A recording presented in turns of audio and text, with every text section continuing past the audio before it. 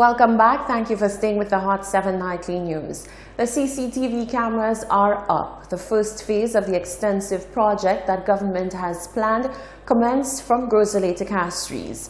The National Security Minister says the new high-tech cameras will better equip police to combat crime and will even improve traffic flow significantly.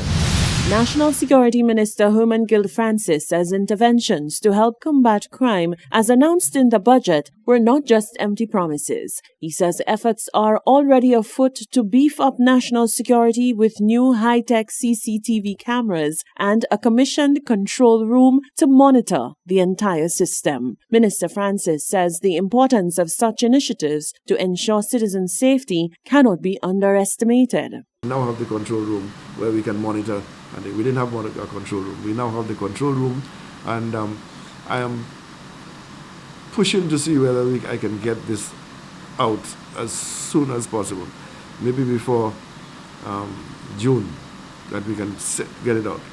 Other companies have come and will be assisting the government. There are other associations that want to give us a lot of cameras and so on.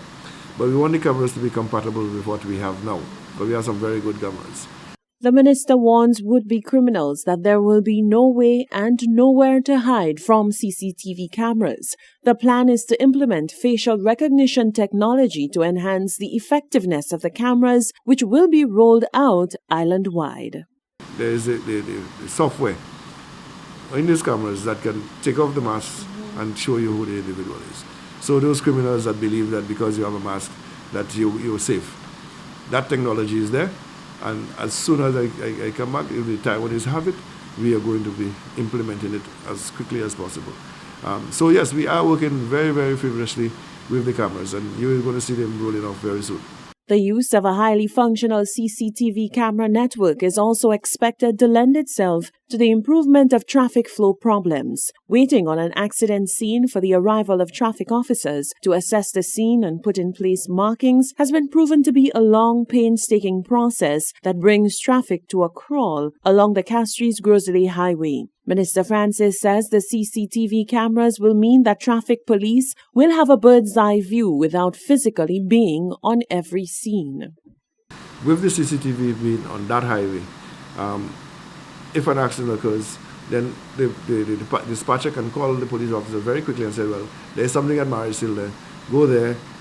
They will just mark the roads and take the vehicle off, because you would have the CCTV footage that you can use in court. The multi-million-dollar CCTV project is expected to address crime-fighting challenges facing the police and other law enforcement officers on a daily basis. The St. Lucia National Archives Authority mounted its annual Archives on Parade open-air exhibition highlighting the work of the archives. This year's exhibition replicated the current exhibition at the main hall of the Archives headquarters at VG, which was a special presentation celebrating St. Lucia's journey to political independence. Every year, Archives on Parade takes on the task of bringing the mountain to Muhammad. National Archivist Margot Thomas says for some members of the public, the National Archives is viewed as too much of a far-off or secluded location to visit. And so, if the people will not come to the Archives takes its work to the people. The theme for this year's exhibition, in honor of the island's 40th independence anniversary, is St. Lucia's Independence 40 Years On. Thomas says the initial 40th Independence Anniversary exhibition at the National Archives generated so much interest that it was only fitting that many more St. Lucians should get an opportunity to be a part of that journey.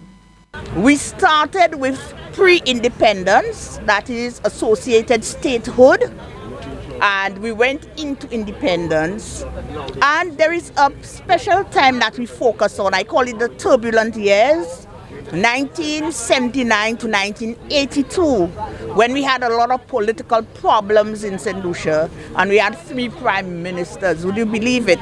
So we hope that we can give our people a glimpse into our history, and it's a microcosm of our entire exhibition which we have at the archives. The purpose of having the annual archives on parade is to create public awareness of the work of the National Archives and the services offered to the public. Thomas says the exhibition will give St. Lucians an opportunity to understand an important part of our history and not only appreciate but feel connected to our achievements over 4 decades. St. Lucia's history will be forgotten if we the people choose to forget it. It is up to us, and the onus is on us as St. Lucians to realize the importance of our history, to protect and preserve our history, and to ensure that it is carried down to our children and their children. And that is why, and I'll stress it again, that is why you need a national archives that can preserve that history for posterity. Apart from the 40th anniversary of independence exhibition, visitors to the archives can learn about the genealogical department, where they can delve into their family's histories and start building a family tree. St. Lucians are also invited to share any historical documents that they may have in their possession to the National Archives. The office is located at VG. How much of your St. Lucian history do you know? And do you think it's important to hold such knowledge? Well, our camera crew took to the streets to pick the brains of members of the public. Well, up to a point, there are a lot of things that, like this show right here, it's getting them up to date on things that they probably just heard about and didn't know the facts about it. But I think that for the most, we hear a lot of tales and stories, but we don't know the facts. So I think this viewing is a good thing to get people in touch with what actually happened, when it happened, and the reason it happened. You think we know our history? Why? Why? Why? Yes, tell me why.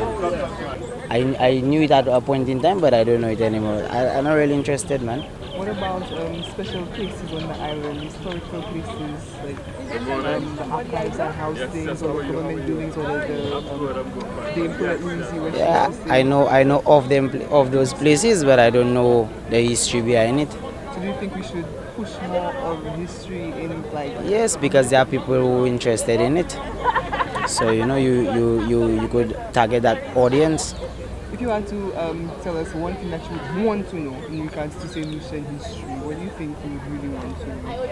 Well, as I said earlier on, I'm not really interested in the past. I look to the future. So if there's something that I want to know, is what would be happening in the future. Yeah.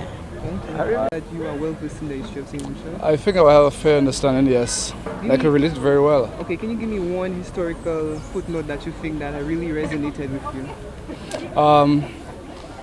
How far back are you looking at? Slave trade. Slave trade.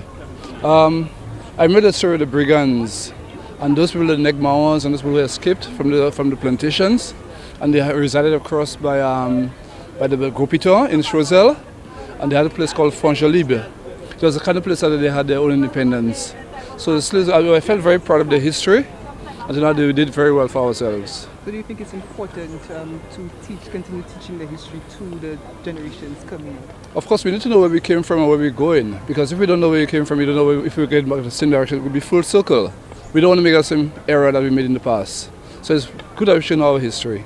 Absolutely not. I think the history that we know is what's been given to us by the colonials in primary, secondary, and tertiary education. I feel that a lot of history is informal, which should be catalogued, just like what's going on here now. I applaud their initiative, and I think we need to, it's part of us to know our history.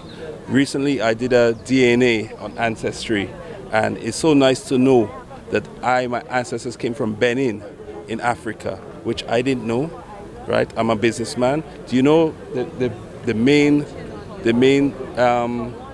parts of the economy in Benin is buying and selling and fishing, and that's things I like. So it's in my DNA. When we know where we come from, obviously we know where we're going.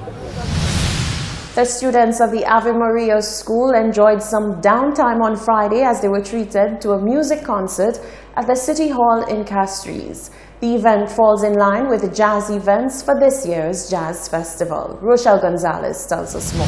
Anyone within close proximity of the Castries City Hall on Friday afternoon would not have missed the screams and excitement bursting out through the doors and the windows. The venue was the chosen spot for the Ave Maria Girls Primary School's annual Ave Jazz Concert.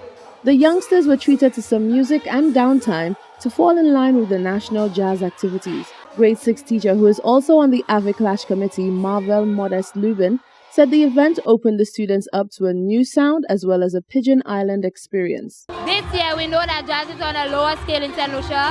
However, we still want to bring the jazzy feel into our students, and we want to create an ambience where they will experience what jazz is all about. So we came to the town hall, we allowed them to bring their blankets, to sit on the floor, to mimic a little Pigeon Island scenery, so that, you know, it will also help them in their writing, where they experience what jazz is all about. The children have responded great so far. This morning we had Tori L, Rob Taylor and Finesse so far, and the children who were into their performance, they liked it. It was a different genre to what they are accustomed of listening to, so it was good to expose them to that kind of genre of music. Popular rising star Keisha said she is no stranger to the Ave Maria stages and said her Friday performance will by no means be her last. I've been performing for the Ave Maria School about 5 years now, and every time they call me, I'll definitely come because the kids are the future and they support me, so I have to support them, so big up to the kids. Meanwhile, a modest Shemi J said the reception he received from the screaming schoolgirls was out of this world. I wasn't even aware, bro, of so much love. You don't know, Shemi J represent for the children, and as you can see, the children represent for me. So I appreciate the love. I feel blessed. I feel elated. The Starter Fire singer, along with a cadre of musical artists, will be performing on the Pearl this Friday night. Reporting for Hot 7 News, I'm Rochelle Gonzalez. Thank you very much, Rochelle. You're watching the Hot 7 Nightly News. Stay with us because there's more news coming up after this break.